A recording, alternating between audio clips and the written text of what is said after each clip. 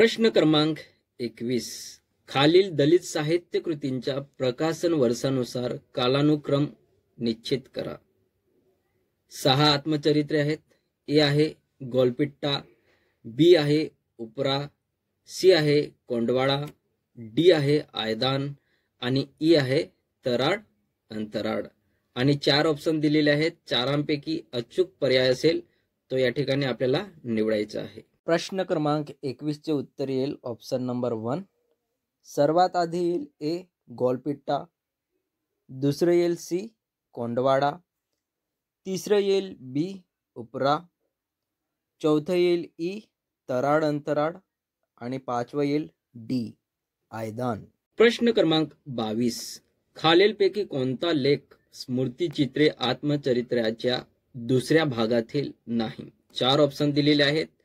एक आहे एक स्मरणीय गोष्ट, दुसरा आहे परत भेट, तिसरा आहे छाया आणि चौथा आहे परमेश्वरी योजना. प्रश्न क्रमांक 22 या प्रश्नाचे अचूक उत्तर असेल ऑप्शन नंबर 3 छाया. कारण ऑप्शन नंबर 1 एक स्मरणीय गोष्ट, ऑप्शन नंबर 2 परत भेट आणि ऑप्शन नंबर 4 परमेश्वराची योजना हे तिन्ही लेख आत्मचरित्राच्या दुसऱ्या भागामध्ये आहेत.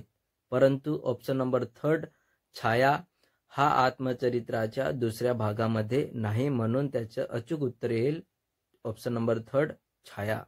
प्रश्न क्रमांक 23. डॉक्टर बाबासाहेब आंबेडकरांच्या प्रेरणेतून निर्माण झालेल्या कादंबऱ्यांचा योग्य कालानुक्रम लावा. 5 कादंबऱ्या दिलेल्या आहेत आणि 4 ऑप्शन दिलेले आहेत. ए आहे फकीरा, बी आहे सूड, सी आहे मुक्तीसंग्राम आणि डी आहे कालिंदी आणि शेवटी आहे ई तांबडा दगड. प्रश्न क्रमांक 23 या प्रश्नाचे अचूक उत्तर येईल ऑप्शन नंबर 4. सर्वात आधी येईल बी सूड, सेकंड येईल ए फकीरा, थर्ड येईल सी मुक्तीसंग्राम, फोर्थ येईल डी कालिंदी आणि 5th येईल ई तांबडा दगड. प्रश्न क्रमांक 24. स्त्रीवादाशी संबंधित खालील घटनांचा कालानुक्रम लावा. 4 ऑप्शन दिलेले आहेत. 4 ऑप्शनापैकी एक जो अचूक असेल तो या ठिकाणी आपल्याला निवडायचा आहे. ए आहे स्टुअर्ट मिल यांचा सबसेक्शन ऑफ वुमन ग्रंथ, बी आहे सिमोन दी बुवा यांचा द सेकंड सेक्स ग्रंथ आणि सी आहे बाबा पदमजी यांची यमुना पर्यटन कादंबरी, डी आहे सफ्रेजेट चळवळीने स्त्रियांना मतदानाचा अधिकार असावा ही केलेली मागणी आणि ई आहे समती वयाचे बिल पास होणे. प्रश्न क्रमांक 24 या प्रश्नाचे अचूक उत्तर असेल ऑप्शन नंबर 2.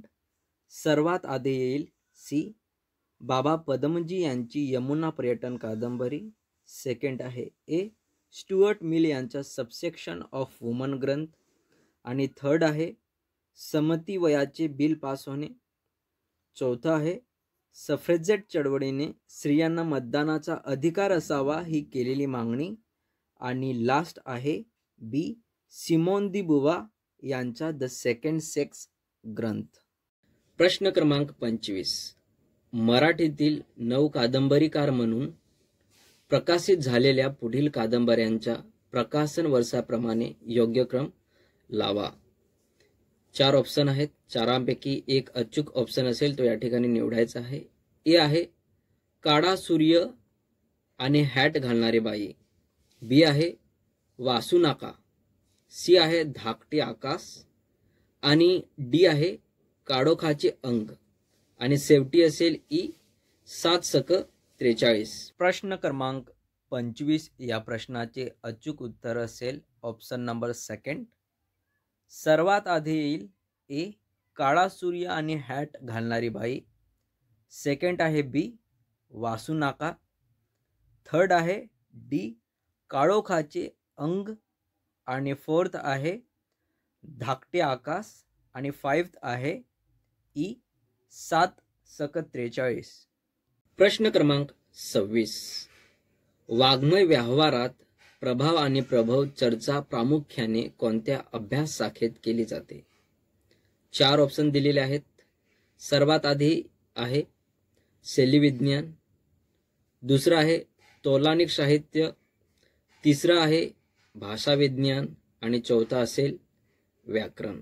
प्रश्न क्रमांक 26 याचं अचूक उत्तर असेल ऑप्शन नंबर 2 तौलनिक साहित्य. कारण वाङ्मय व्यवहारात प्रभाव आणि प्रभव याची चर्चा तौलनिक अभ्यास शाखेत केली जाते. प्रश्न क्रमांक 27 शब्दार्थो सहितो काव्यम ही कवितेची व्याख्या कोणी केली आहे? 4 ऑप्शन दिलेले आहेत. चारांपैकी एक जे अचूक ऑप्शन असेल तो आपल्याला या ठिकाणी निवडायचा आहे. एक मध्ये आहे वामन, दुसरा आहे दंडी, तिसरा आहे भामह आणि चौथा आहे मम्मट. प्रश्न क्रमांक 27 चं अचूक उत्तर असेल भामह. शब्दार्थो सहितो काव्यम ही कवितेची व्याख्या भामह यांनी केलेली आहे. प्रश्न क्रमांक 28 प्राचीन काळात कुंतल म्हणून ओळखला जाणारा प्रदेश आजच्या महाराष्ट्रात कोणत्या भागात येतो? 4 ऑप्शन दिलेले आहेत. एक आहे कोकण, दुसरा आहे खानदेश आणि तिसरा आहे विदर्भ आणि चौथा आहे दक्षिण महाराष्ट्र. प्रश्न क्रमांक 28 प्राचीन काळात कुंतल म्हणून ओळखला जाणारा प्रदेश आजच्या महाराष्ट्रात कोकण भागात येतो, म्हणून या प्रश्नाचे अचूक उत्तर असेल ऑप्शन नंबर 1 कोकण. प्रश्न क्रमांक 29 नाथ संप्रदायाची मूल तत्वे सांगणारा कोणता ग्रंथ सर्वसामान्य आहे? एक आहे सिद्ध सिद्धांत पद्धती, दुसरा आहे अमरोग शासनम आणि तिसरा आहे अवधूत पद्धती आणि चौथा आहे गोरक्ष पद्धती. प्रश्न क्रमांक 29 नाथ संप्रदायाची मूलतत्वे सांगणारा ग्रंथ गोरक्ष पद्धती आहे, म्हणून या प्रश्नाचे अचूक उत्तर असेल ऑप्शन नंबर 4 गोरक्ष पद्धती. प्रश्न क्रमांक 30 पंथीय तत्वज्ञानाच्या प्रसारासाठी लोकभाषांच्या पुरस्कार सर्वप्रथम श्रेय कोणाचे आहे असे मानले जाते? 4 ऑप्शन दिलेले आहेत. चारांपैकी अचूक ऑप्शन जो असेल तो या ठिकाणी आपल्याला निवडायचा आहे. एक आहे ज्ञानेश्वर, दुसरा आहे कबीर, तिसरा आहे गोरक्षनाथ आणि चौथं आहे नामदेव. प्रश्न क्रमांक 30 पंथीय तत्वज्ञानाच्या प्रसारासाठी लोकभाषेच्या पुरस्कार सर्वप्रथम संत नामदेव आहे असे मानले जाते, म्हणून या प्रश्नाचे अचूक उत्तर असेल ऑप्शन नंबर 4 संत नामदेव. प्रश्न क्रमांक 31 या प्रश्नाचे उत्तर उतार्यावरून द्यायचं आहे. याच्यामध्ये विचारलेलं आहे लेखकाला पुढीलपैकी कोणत्या साहित्य प्रकारासंबंधीची वाङ्मय इतिहासाची पारंपरिक दृष्टी संयुक्तिक वाटत नाही? 4 ऑप्शन दिलेले आहेत. एक मध्ये आहे महानुभव गद्य, दुसरा आहे चरित्र, तिसरा आहे आत्मचरित्र आणि चौथा आहे निबंध. प्रश्न क्रमांक 31 लेखकाला पुढीलपैकी कोणत्या साहित्य प्रकारासंबंधीची वाङ्मय इतिहासाची पारंपरिक दृष्टी संयुक्तिक वाटत नाही? ऑप्शन नंबर 4 निबंध हा पर्याय अचूक उत्तर असेल. प्रश्न क्रमांक 32 लेखकाच्या मते अध्यापन प्रक्रियेत अध्यापकाकडून काही कृती अपेक्षित असतात. लेखकाने सूचित केलेल्या कृतीपैकी विसंगत पर्याय शोधा. 4 ऑप्शन दिलेले आहेत. एक आहे अभिप्रेत विषयासंबंधी विद्यार्थ्यांची जिज्ञासा वाढीस लावणे, दुसरं असेल प्रत्येक विषयाच्या अभ्यासाची योग्य दिशा विद्यार्थ्यासमोर ठेवणे, तिसरं असेल विद्यार्थ्यांची ज्ञानात्मक पातळी उंचवणे आणि चौथं असेल विद्यार्थ्यांची ज्ञानग्रहण प्रक्रिया ही प्रलंबी कशी होईल ते सुनिश्चित करणे. क्रमांक 32 लेखकांच्या मते अध्यापन प्रक्रियेत अध्यापकाकडून काही कृती अपेक्षित असतात. लेखकाने सूचित केलेल्या कृतीपैकी विसंगत पर्याय शोधा. ऑप्शन नंबर 1 हा अचूक उत्तर असेल. अभिप्रेत विषयासंबंधी विद्यार्थ्यांची जिज्ञासा वाढीस लावणे. प्रश्न क्रमांक 33. लेखकाच्या मते पुढीलपैकी कोणत्या दोन साहित्य घटकांचा परस्पर संबंध नेहमीपेक्षा भिन्न स्वरूपाचा असतो? 4 ऑप्शन दिलेले आहेत. एक आहे वैचारिकता आणि लालित्य, दुसरं आहे ज्ञानदान आणि ज्ञान संपादन, तिसरं आहे सर्जनशील साहित्य आणि सामान्य ज्ञानदान व्यवहार, चौथा आहे साहित्यातील घटक आणि सर्जनशीलता. प्रश्न क्रमांक 33. लेखकाच्या मते पुढीलपैकी कोणत्या दोन साहित्य घटकांचा परस्पर संबंध नेहमीपेक्षा भिन्न स्वरूपाचा असतो? ऑप्शन नंबर 4 हा अचूक पर्याय असेल. साहित्यातील घटक आणि सर्जनशीलता. प्रश्न क्रमांक 34. प्रस्तुत उताराचा केंद्रवर्ती आशय कोणता? एक आहे ज्ञानग्रहण व्यवहार, दुसरा आहे वाङ्मय इतिहासाची व्याप्ती, तिसरा आहे वाङ्मय अध्ययन अध्यापन पद्धती आणि चौथा आहे अध्यापकाचे कर्मकर्तव्य. प्रश्न क्रमांक 34. प्रस्तुत उताराच्या केंद्रवर्ती आशय कोणता? ऑप्शन नंबर 3 वाङ्मयाची अध्ययन अध्यापन पद्धती. प्रश्न क्रमांक 35. सर्जनशील साहित्य विचाराच्या संदर्भात लेखकाला कोणती बाब सर्वात महत्त्वाची वाटते? 4 ऑप्शन दिलेले आहेत.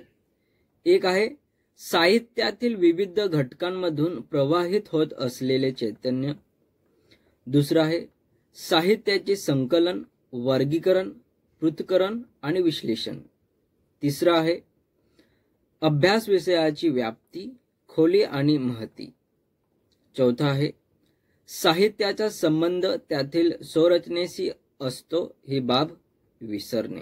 प्रश्न क्रमांक 35.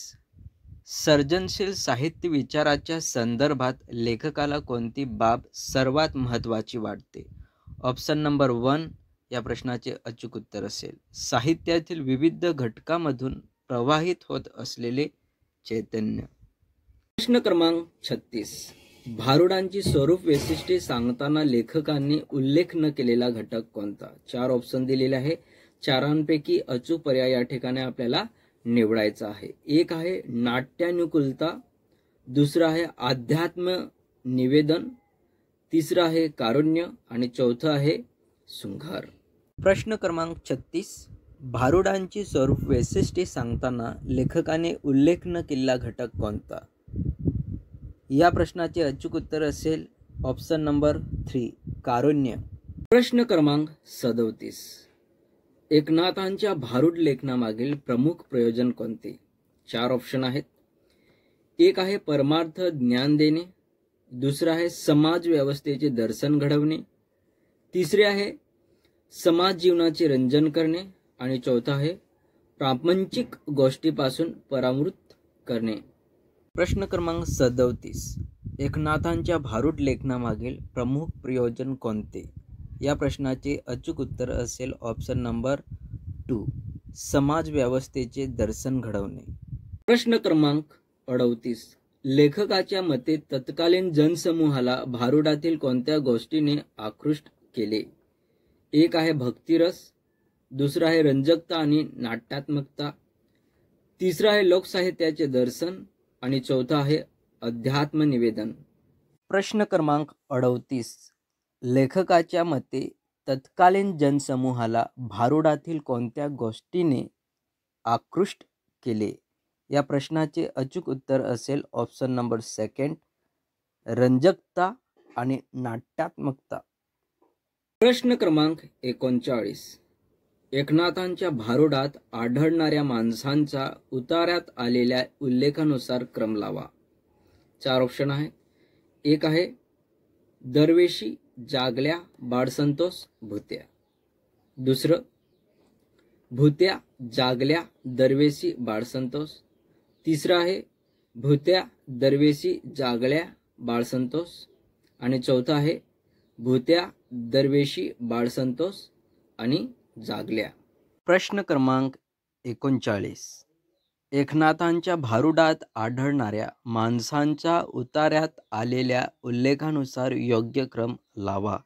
या प्रश्नाचे अचूक उत्तर असेल ऑप्शन नंबर 3, भुत्या, दरवेशी, जागल्या, बाळसंतोष.